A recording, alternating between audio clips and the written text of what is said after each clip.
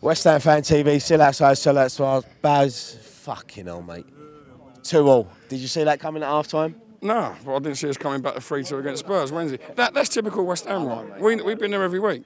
And it wouldn't have surprised me if we had lost today after going 2-up. But, mate, I've come out. You've had it. You've heard it. 6 minutes injury time. Why the fuck are we making excuses?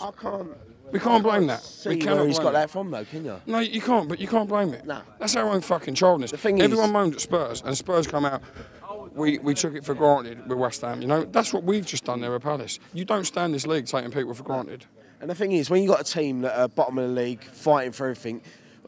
For me, I'm not going to slate Antonio. I'm one of his biggest fans. But when you get the ball in the corner, hold it. Hold the ball in the corner, see it out, get a foul, get a throw on, whatever. If that had gone out, we'd have won that game. He's give it away, they've gone straight up the front. What you taught as a kid. If in doubt, kick it out. And this is why when people slate Noble about going backwards, he plays the way he faces. If that was Mark Noble now, who gave that ball away there, everyone out here, that cunt's finished. He's finished. He's finished. This is what I've always said. When you grow up, you always talk play the way you face. Noble plays the way he's face and people slate him. I don't get it, but I do Antonio, think he could have made a tackle when he's come through there. I do definitely, yeah. He should have gone down. I can't understand that cross.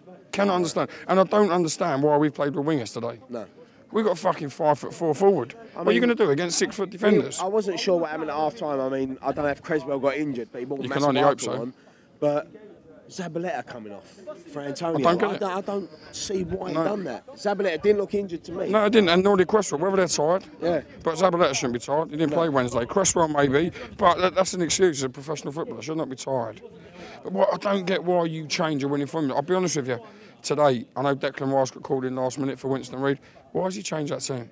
Lads, you fucking done me proud Wednesday. Go out today. Nothing against Joe Hart. He's England's #1 for a reason. Why has he dropped Adrian? Look at the passion every one of them players showed Wednesday. Listen, my honest opinion, Coyote was shit first half. Yeah. Different player second half. But the other 10 all tried.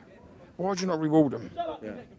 No, Arnautovic has been disappointed, left on the bench today, rightly so. Joe Hart today, I thought, pulled off a few good saves. 100%. You know, and he's not a shit keeper. No, he's not. And you can't put the blame on him. Yeah. But play with momentum. Yeah. Now, when you win, that's a confidence boost. That's why I was glad that I see Ayew in the starting lineup because I thought if he dropped him, yeah, 100%. If you were manager and you went to that side, that same side that finished or started Wednesday and said, lads, I don't need a team talk. Do what you done. That's all it needs. Yeah. Now he's come with a total different game plan against the side. Not rude, they're poor. The only thing they got is pace, and we're singing to not good enough for England. You know what I mean? And he comes out and scores last minute, takes a piss out of us. We don't see games like that. I think we give sides too much respect, let them come at us, and I think we fold as soon as we can see the goal. Because in fairness, I don't remember a chance we had that second half. Second half, I don't. Killed us. They completely killed us, and they need credit for that. Yeah. But that's our own fucking stupidity for not stepping up and saying, right. And even in the game, you're putting balls up and you're kicking them long. Why to Hernandez? You're Andy Carroll on the bench. If that's your game plan to hit up and hold the ball up, that's your only man to do it. I don't get it. It's do you know what? It's the frightening thing, why? We're at Liverpool, or Liverpool at us Saturday at home. And sides like that with that much pace, they'll hurt you. And the thing is with Liverpool, I've said it on a few, they're a Jekyll and Hyde team, innit they? Like they could come here and they could trounce us 4-0, or we could turn up and win 2-0.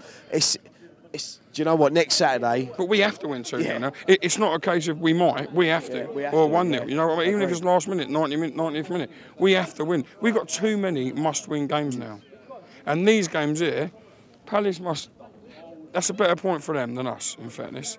But these are places you've got to win. And from being 2-0 up, to not walk away with 3 points. We're going into a difficult month next month, and we've got teams like Arsenal, Chelsea, Arsenal in the Cup as well. It's going to be a different. What do they prioritise, league or cup? You know, it's got to be league, because for us to get relegated, if this club falls out of the Premier League, it's fucked. Yeah. It's fucked. Big time. For how it is now, because people not really many around it. We still go. Yeah. But them 57,000 in that stadium will all of a sudden drop to 36,000. What they had at Upton Park. Yeah, it will. That's how it is. Upton Park was always full, and that's exactly what that will become. And you become a laughing stock. And then times get tough. Lanzini, Hernandez, Antonio, they ain't going to want to be here. Of course they won't. And listen, rightly so for them. What the fuck's on to play in the Championship? Exactly. January ain't far away, and while you're fighting like this, who knows what's coming in? Are they going to be happy then? It's going to be difficult few weeks ahead, but look, we'll all be there next week.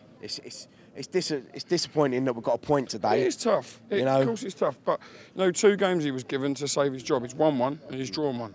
Let me just quickly talk to you about Bilic. I mean, like you said, he was given 2 games, great win at Spurs, point here today. Do you think that's enough now to see him out to I think January at least? Well, and if I'm honest, I think he could have lost both and still had a job. Yeah. Because that's our board. If I'm honest, they've got no bottle. None at all. We all know that. We watch it. I know you're a big fan of Bilic. I know that, and I love Bilic as well. But do you think that he's not the right man? He ain't. And if I was him now, we said it in the post-match point the other week, I'd be going back to that first season, that training, where they all moaned it was too intense, when they were good and they were fit. That's what we're doing. Lads, you've had it easy for 2 years. Fuck you, we're back at it. That's if the you thing. Don't like it, bollocks. That's the thing that worries me. Well, not worries me, because if a new manager comes in, these players ain't going to know what's fucking hit them. I've heard about it. You've heard about the training. I've heard about the training. I stood there and watched it on the side of the pitch. 2 hours for a professional footballer. Yeah.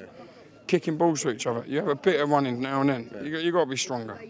I've heard stories that people turn up and say they don't want to train, they want to go in the gym. Pyatt done it, didn't he? I remember going back to training ground when I was younger, Harry Redknapp days, 2 sessions, morning, afternoon. I used to see people like Neil Ruddock sprinting, but they would fucking do it. Ryan, my power sign for us as a kid, a lad called Tom Williams, and I remember going with him. He had drills to get fit with parachutes on his back. Yeah. Canio. Bang on. We do that pre-season now, not throughout the season, but that's what kept them players fit. And this is why, it surprises me that the board don't get someone like Di Canio in, because a lot of people slate him about his manager. Get him in as a fucking coach. Yeah, I don't think he's manager. I don't. No. I don't think he's ready. But you need someone like that with their passion. One thing I would say though, if we sat Bilic next week, yeah, could you imagine Liverpool at home, Di Canio in charge, the atmosphere? Massive. Could you imagine it? Yeah, massive. And the fans would react. The fans would love it. But that's from your head.